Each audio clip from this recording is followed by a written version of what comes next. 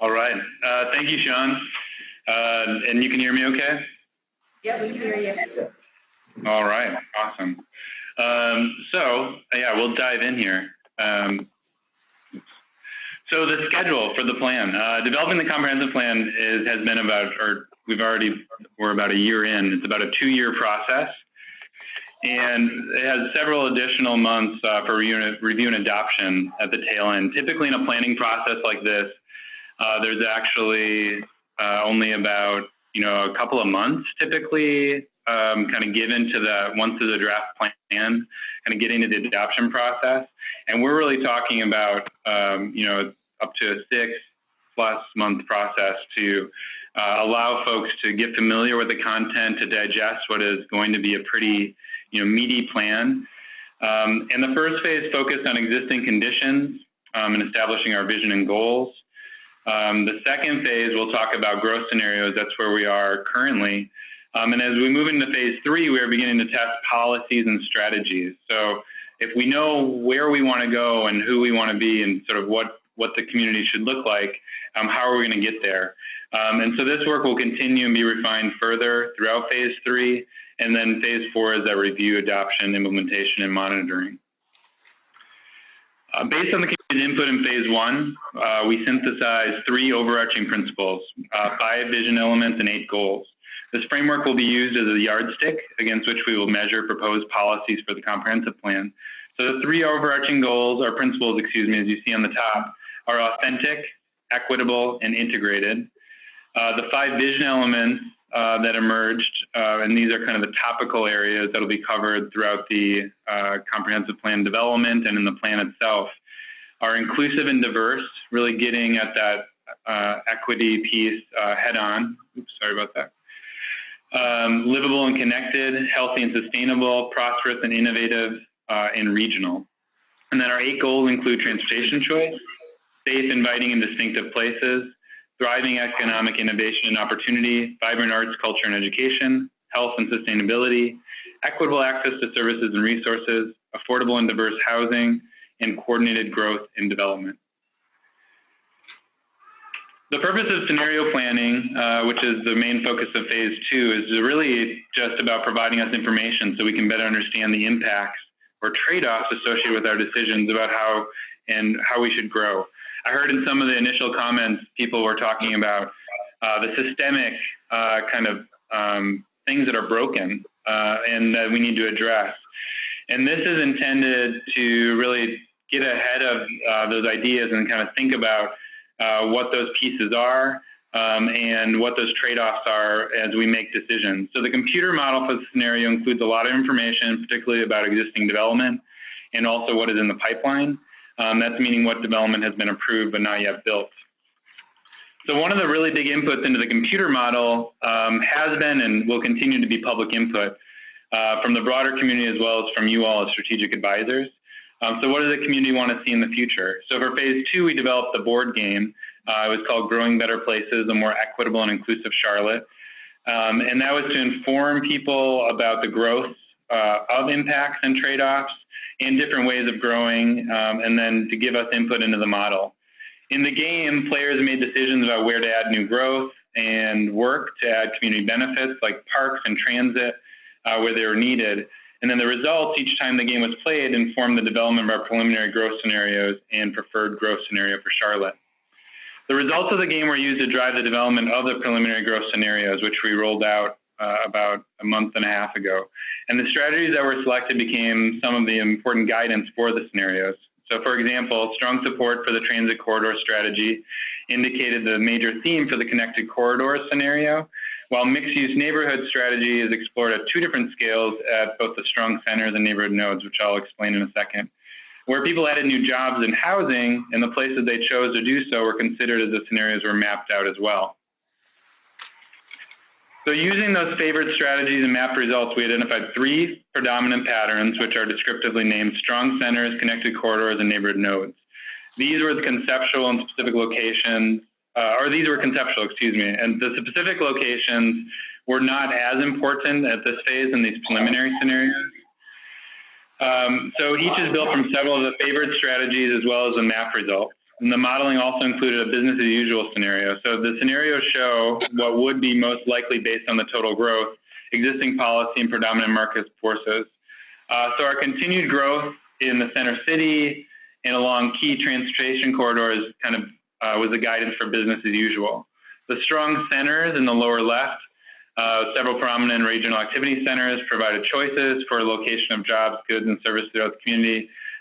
In this particular scenario where we were kind of testing, going all in on strong centers, there was less emphasis on transit station areas, more emphasis on connecting the regional centers, and it did assume rail in the CATS 2030 strategic transit plan is built out. For the connected corridors, we went all in on those transit corridors, so more community activity centers along transit corridors, strong emphasis of the stations and connecting to the neighborhoods. And we also assumed rail, like in the strong centers, but also that was supplemented with bus rapid transit, so another type of kind of high capacity, high performance transit on several additional corridors. And the final preliminary scenario was neighborhood nodes. So numerous mixed-use neighborhood centers offering goods and services close to the neighborhoods, additional residential near these centers, less emphasis on transit stations and large regional centers, more focused on small neighborhood corridors, and then localized bus to support the 2030 strategic transit plan build out. So using the game board, we mapped patterns of place type changes for each growth scenario concept. And then we developed input maps that could be coded into the growth model. So modeling was used to test and refine the scenarios. The growth model includes criteria for market readiness. And that's basically kind of market demand that's pulling different types of development close to certain locations. And then also looking at existing infrastructure, which also is attractive to growth and development. The results are included in both maps and performance measures, such as relative cost, the number of households within walking distance to transit, and a series of other metrics that we presented at the last round of community workshops. The role of the preliminary growth scenarios was really to kind of illustrate those high-level trade-offs, to test distinct examples of development patterns, identify desirable patterns, and some of those could be for different areas, and then link back to the vision and goals framework. And a really important note at the bottom there is that these were not intended to be standalone choices. So the scenario input, we actually held a series of community workshops in 3 locations. We also, though, supplemented that with pop-up events, and we offered workshop materials online as well. And so questions about the scenarios were asked about how beneficial each would be to Charlotte as a whole, and when you're looking at the entire community, but also if the pattern distributes growth fairly across different areas of the community, and whether growth seems to be reasonable where individuals live, and if some of those trade-offs associated with the growth made sense for individual areas or for the community as a whole as well. And through that, we collected over 1,200 responses on the preliminary scenarios via those workshops, surveys, and pop-up events. And throughout all of our engagement, you'll hear more about this in future meetings as well, we really try to make sure that we have a cross-section of Charlotteans with similar demographics and matching that to the actual citywide breakdown. By striving for this, we can be more sure that those participating in the planning process are representative of the population as a whole. So these graphs compare the demographics of who participated and provide demographic information with the citywide mix. And so looking at that last round of input on race, the kind of split between Black and white residents was pretty representative of Charlotte overall, but Asians and Hispanics were somewhat underrepresented. Looking at that middle graph, older results were underrepresented, while most other populations was fairly proportionate to the overall population. And then for income, wealthier residents were better represented than residents with lower incomes, despite some outreach that we did to try to get some of those populations to participate. So throughout the process, we'll be trying even more methods and hopefully be more effective in getting those folks involved. So we heard a lot of comments. It wasn't just sort of numeric input. We did get some quantitative things that I'll share with you as well, but there were a lot of open-ended input on the scenarios and trade-offs and the kind of the content first on different ways that we can grow. And people provided written comments about how all preliminary scenarios should be combined. They liked a lot of different aspects of all of those, and how certain neighborhoods and areas of Charlotte maybe should get more attention to make Charlotte more equitable.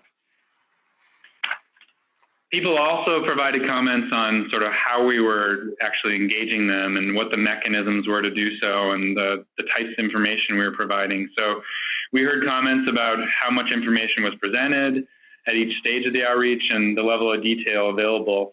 And the results were actually quite varied. Some people thought that it was way too much, and other people thought it wasn't enough. So we'll definitely need to take this into consideration when we roll out the draft preferred scenario and some of the framework policies that you'll be working with us on this evening.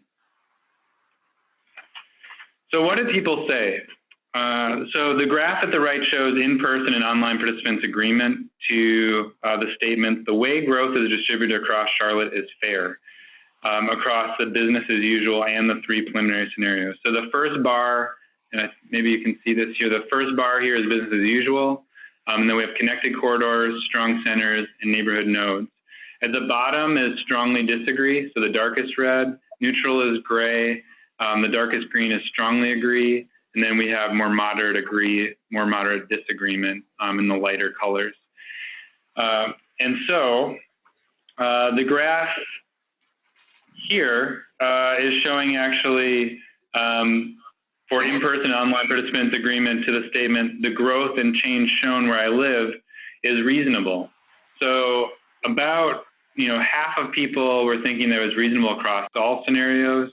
The three preliminary scenarios did perform better if you look at strongly agree and agree and business as usual, but nothing was really jumping out as a front runner there. This next graph shows in-person and online participants' agreement to the statement, development under this scenario could help improve Charlotte. The connected corridor scenario did actually jump out a bit here, having the most people who strongly agreed and the most people who agreed. So we'll want to make sure as we're thinking about the policies, as well as the preferred scenario, what that mapping looks like as far as what types of development goes where, what land uses, what places we target in different places. How do we really integrate this idea of connected corridors? Based upon in-person and online feedback on the preliminary scenarios, the business as usual scenario actually wasn't identified as the best for advancing any of the planned goals. So you'll see in the subsequent slides, we're actually kind of coloring these in if they kind of jumped out in the responses that we received. And we think that sort of our suspicion is that the preliminary scenario provided, or those scenarios, the three others, provided attractive enough alternative that participants focused on those concepts and then how we can make those even better, thinking that business as usual probably is not the right way to go. So the strong center scenario was identified as best for a few of these goals, including growth and development, coordinated growth and development, vibrant arts, culture and education, thriving economic innovation and opportunity, and then also safe, inviting, and distinctive places. And we think that these goals rose to the top for this scenario because of the focus on urbanized places with a potential concentration of development, jobs, arts, culture, and education, as well as the ability to have centers with distinct identities. But you'll see equitable access to amenities and resources, transportation choice, affordable housing, and healthy and sustainable did not really perform well in this particular scenario. When we looked at neighborhood nodes, the scenario was identified as likely the best growth pattern for affordable and diverse housing. It did perform well also on vibrant arts, culture, thriving economic innovation and opportunity, and safe and inviting places, as well as equitable access. And comments suggested that residents believe this scenario would help Charlotte's neighborhoods become more distinct, vibrant, and better served. The nodes would help each neighborhood develop its own unique character and could also give Charlotteans a better choice on where to live, work, and play. But participants expressed concern about such a spread out growth pattern, and if the development is spread out, how that might be less efficient and potentially create more congestion and maybe more development pressure on our neighborhoods. And then the last preliminary scenario, the connected corridor scenario, was identified as best for advancing all goals except for safe, inviting, and distinctive places. The scenario performed well in preliminary performance indicators, but there was a sense that the neighborhoods where most of our distinctiveness comes from today doesn't really get much love with the focus on high capacity transit corridors. You can see all those areas kind of in between the blue lines, even on this kind of concept sketch. And participants rated this scenario high on equitable access to amenities and resources at a very high kind of macro level, But the written comments that we looked at suggested a lot of concerns that the majority of residents will be too far from rail corridors to benefit from the transportation and mobility it provides, as well as maybe the shops and restaurants and jobs that would focus along that corridor. This graph shows in-person and online participants' favorite and least favorite performance measures. So you can see here all the different things that we looked at using the model, ranging from market support, and I won't read all of these, but including homes near existing parks, looking at air quality, public infrastructure. And the things that people prioritized least was actually market support. And I think people understand there's an importance to market support, but they don't want that to be the driver of how we grow and evolve and change as a community. So it's something that we need to be cognizant of, but we shouldn't be handcuffed by or hamstrung by. So we'll have to be really creative about what strategies we use to help guide that market support or maybe incentivize development in different places. Things that scored really well as far as just the measure and how important it was to the community included developing near transit, the mix of housing types, and new homes near goods and services. So I wanted to end here before we talk about your charge for this evening in the discussion, talking about this path to a preferred scenario. These preliminary scenarios, as we said, were meant to be kind of educational and exploratory to test some big ideas. But they weren't meant to be the choices per se. And so what we'd like your help in doing is taking that community input and creating a set of policies and a set of model metrics, as we're calling them, sort of the measurables that people do care about, that they really take to heart and they think are essential to creating a great Charlotte in the future. And so we'll take those game inputs and also the inputs on the preliminary scenarios. And tonight you'll be working on the emerging policy framework. That's shown here in the Strategic Advisors Review feedback and input. So you'll have a chance to respond to some things we've synthesized with the staff, but also add brand new ideas if that strikes you. And then we'll take all that input and create this set of framework policies and model metrics. That will then drive a very preliminary preferred scenario, but as you can see, there's a lot of path here to go. So the preliminary preferred scenario will have a first revision and a model run, and we'll look at those different outputs. We're going to check in with council and planning commission. We'll do a second round of the preferred scenario and do a model run and bring that back to you all to get feedback and additional input. We'll revise the preferred scenario and maybe some of the policies even based on your input.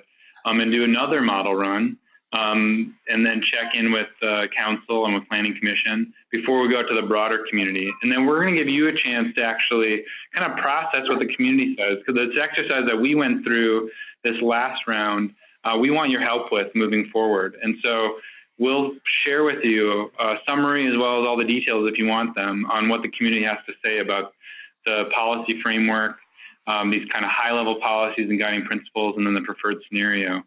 And that will then create the revised preferred scenario and model run that will eventually be the preferred growth scenario that gets embedded into the comprehensive plan. And we need to get to that preferred growth scenario, which is going to be a map in essence, kind of saying what types of places we want where are we focusing different types of investment in terms of infrastructure and community benefits. Because then that is going to, and I'll come back to that gray line in a second, but that will inform supporting policies. We're going to do some transportation modeling to ensure that while it may look good from a kind of placemaking, a neighborhood character and identity, and sort of where we're growing jobs and housing perspective, maybe it doesn't work that well on the transportation side. So we're going to do some modeling to check all that. And then we're going to get into implementation. And then throughout, we're going to be working with different departments, partner agencies, the City Council Transportation and Planning Commission review and coordination throughout. So that was a lot. Here is where we get into your task for this evening. What we've done is taken all the input from over the summer with the growth game, as well as the preliminary scenarios, both, or I guess across the workshops, the pop-ups, and the online input. And we've crafted some framework policies, we're calling them. There'll be a lot of policies, kind of policy statements included in the plan itself. But right now, we want to get the high level things right. The things about sort of where we grow and where we focus. And so there's going to be a set of cards that you'll see. We also have them on posters as well, but you'll be able to interact with, discuss, review, add to, cross things out. We want you to get these things dirty. So one example here is transit and trailer-oriented development. We're calling it, you might have heard of TOD, transit-oriented development. We called this 2TOD, or transit and trails. And so on each of these kind of big high-level framework policies, we have a draft of that. We also have mapping implications. So what would that look like when we kind of translate that to the preferred scenario or the very preliminary draft? And then what are some proposed objectives that go with that? We then, for each of the proposed objectives, have a set of cards as well. And those will tie back to the vision element, if you remember those 5 from the beginning. Also, some potential goals, and so we've left that open if you would like to suggest those, but it would give you a sense of how those perhaps could be measured. And then the goals that will be met. And so the preliminary draft framework policies, they're definitely in progress, but we thought it'd be easier for you all to see something and be able to respond to that. So again, if you want to cross them out completely, go for it. Let us know that. If you want to add some brand new framework policy or objectives, we invite that as well. And then wordsmith to your heart's content. We have overarching policies, for the comprehensive plan. Some adopted and some are new. So we try to reflect that. The preferred scenario mapping guidance is ultimately what the outcome of this meeting is for you all. But it'll also tee us up for the next couple of times that we meet with you, talking about the proposed objectives. And then we always want to keep in mind how we're circling back and supporting the plan vision and goals. So with that, I'm going to turn it back over to Sean